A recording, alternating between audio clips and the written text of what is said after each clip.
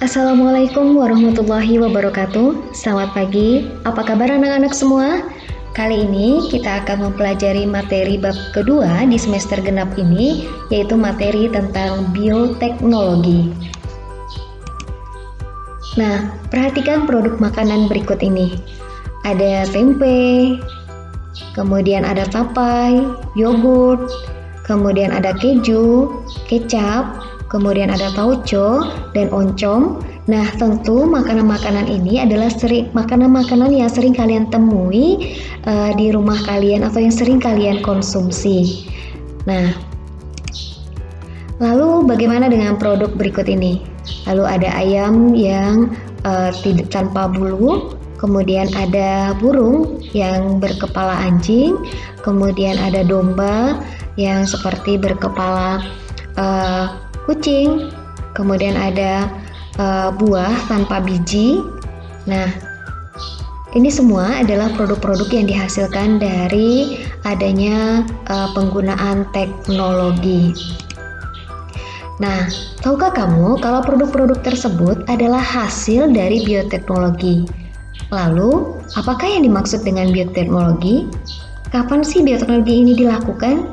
Dan bagaimana perannya dalam kehidupan manusia? Lalu bagaimanakah dampaknya penerapan bioteknologi dalam kehidupan? Nah, semuanya akan kita bahas pada materi bioteknologi.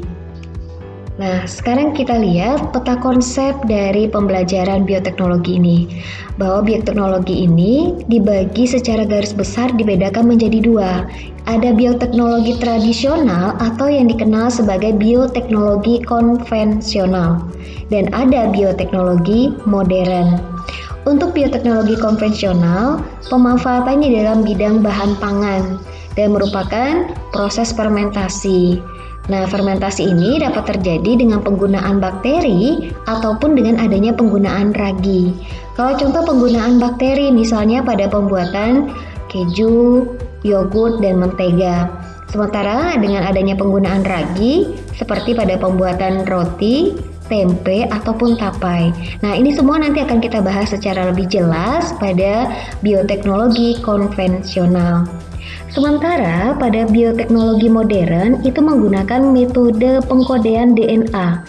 Nah, ini dapat terjadi pada bakteri, tumbuhan, ataupun pada hewan. Pada bakteri dapat terjadi dengan cara adanya plasmid rekombinan. Kemudian pada tumbuhan terjadi dengan cara adanya kultur sel tunggal, dan pada hewan dilakukan dengan cara transplantasi nukleus.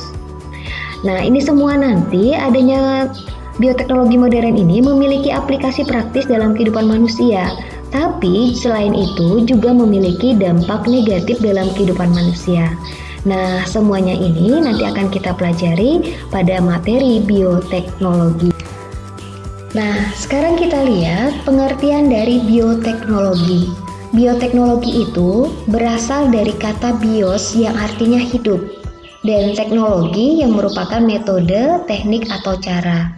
Sehingga bioteknologi yaitu teknik pemanfaatan makhluk hidup baik berupa bakteri, ragi, ataupun jamur, atau bagian tubuhnya untuk menghasilkan barang dan jasa guna memenuhi kebutuhan dan kesejahteraan manusia.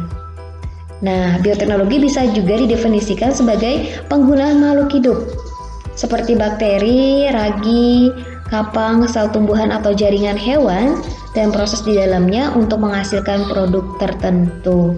Nah, itu arti dari bioteknologi, yaitu penggunaan makhluk hidup untuk menghasilkan barang dan jasa yang untuk mensejahterakan kehidupan manusia.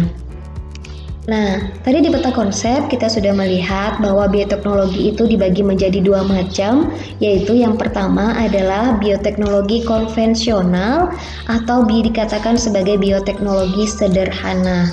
Nah, bioteknologi konvensional ini yaitu menggunakan organisme atau mikroba baik berupa jamur, bakteri, dan lain-lain untuk menghasilkan suatu senyawa kimia atau produk dengan aktivitas mikroba tersebut.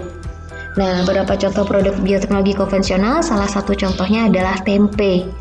Nah, ciri-ciri bioteknologi konvensional.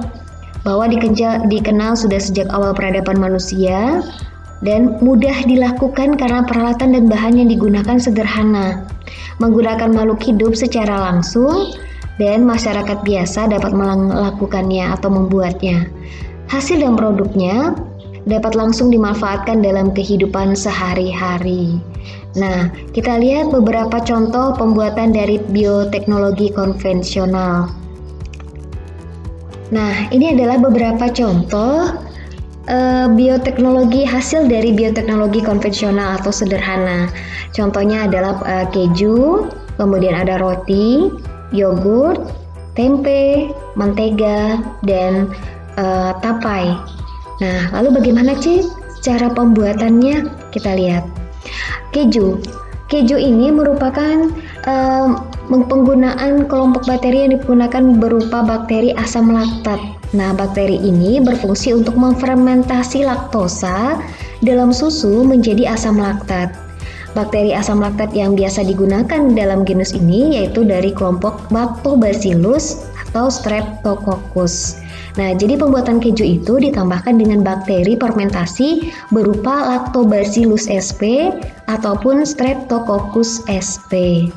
Nah, bagaimana sih cara pembuatan kejunya? Nah, susu terlebih dahulu dipanaskan, kemudian dipasteurisasikan sebelum diberikan bakteri asam laktatnya.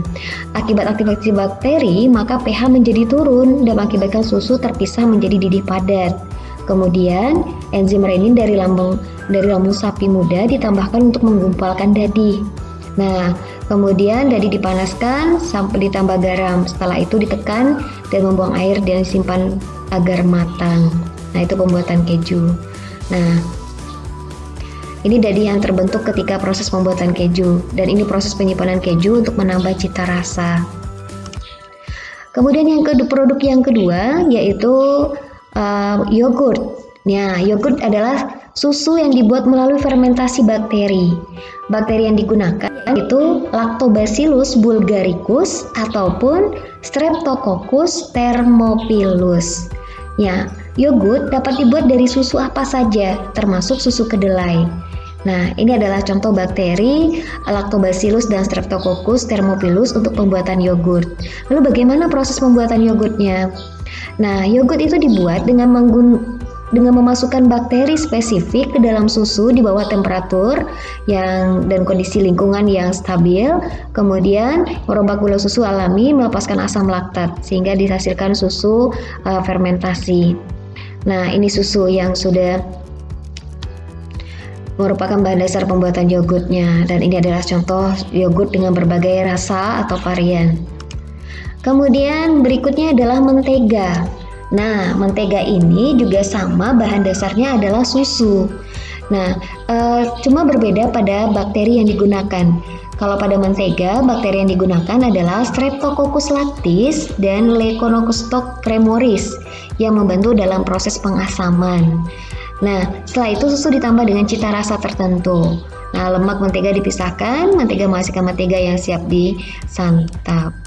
Nah, ini proses pembuatan menteganya. Lalu berikutnya ada pembuatan roti. Roti ini biji-bijian serealia yang dipecah dahulu untuk dijadikan tepung. Nah, setelah dijadi tepung, lalu ditambahkan bakteri Saccharomyces cerevisiae. Ini yang kita sebut sebagai ragi roti untuk pengembang rotinya. Nah, ini prosesnya gandum yang sudah menjadi tepung, kemudian ditambah dengan ragi roti, maka jadilah nanti rotinya. Kemudian produk berikutnya yaitu tempe. Nah, ini tempe adalah makanan dengan kaya protein yang diolah dari bahan dasar berupa kacang kedelai. Nah, ini memanfaatkan ragi yang dikenal dengan ragi Rhizopus oryzae. Nah, atau Rhizopus oligosporus. Nah, ini adalah ragi Rhizopus oryzae yang membentuk benang-benang hifa pada kacang kedelai sehingga menjadikannya tempe. Bagaimana proses pembuatannya? Nah, ini proses pembuatan tempenya. Lalu berikutnya adalah tapai. Tapai atau tape itu adalah kudapan yang dihasilkan dari proses fermentasi pangan berkarbohidrat dengan substrat bantuan ragi. Nah, ragi yang digunakan di sini yaitu Saccharomyces cerevisiae. Nah, ini yang membantu dalam proses pemecahan glukosa dari karbohidrat, yaitu dibantu oleh Saccharomyces cerevisiae. Nah, ini pembuatan tapai. Nah, ini bahan bakunya adalah dari singkong atau dari singkong, atau biasanya ada tapai dari beras. Nah, contoh lain dari produk bioteknologi konvensional ada kecap.